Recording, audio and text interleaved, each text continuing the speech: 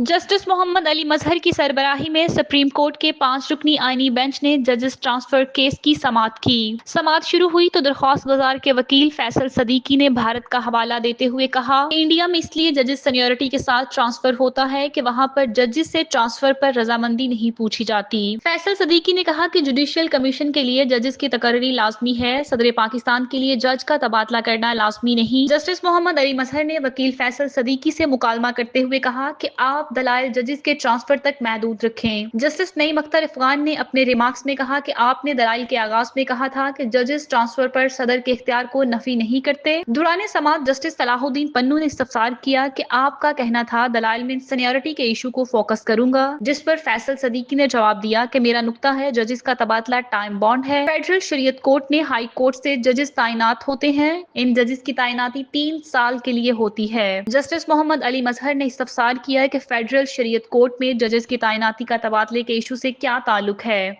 आप time bound की बात की कोई तवज्जो तो दें, क्योंकि टाइम बॉन्ड होता है। जिस पर फैसल सदीकी ने कहा कि आप वो वजूहात दूंगा, मैं आपको वजूहात बयान करूंगा कि टाइम बॉन्ड क्यों जरूरी है। जस्टिस मोहम्मद अली मजहर ने इस्तफसार किया कि क्या भारत में भी टाइम बॉन्ड का कोई कॉन्सेप्ट है, जिस पर फैसल सदीकी का जवाब था कि जजेस के मुस्तकिल ट्रांसफर नहीं हो सकती। जस्टिस मोहम्मद अली मजहर ने कहा कि आप कहते हैं इन जजेस की ट्रांसफर टाइम बॉन्ड नहीं, फर्ज करें अगर इन्हीं जजेस को दोबारा से ट्रांसफर किया जाता है तो उनकी फिर वहां क्या सीनियरिटी होगी। जजेस दोबारा से अपनी हाई कोर्ट में जाएंगे तो फिर ये सीनियरिटी का मसला हो जाएगा। बाद अज़ान जजेस ट्रांसफर और सीनियरिटी से मुतालिक केस की समाअत पीर तक मुलतवी कर दी गई।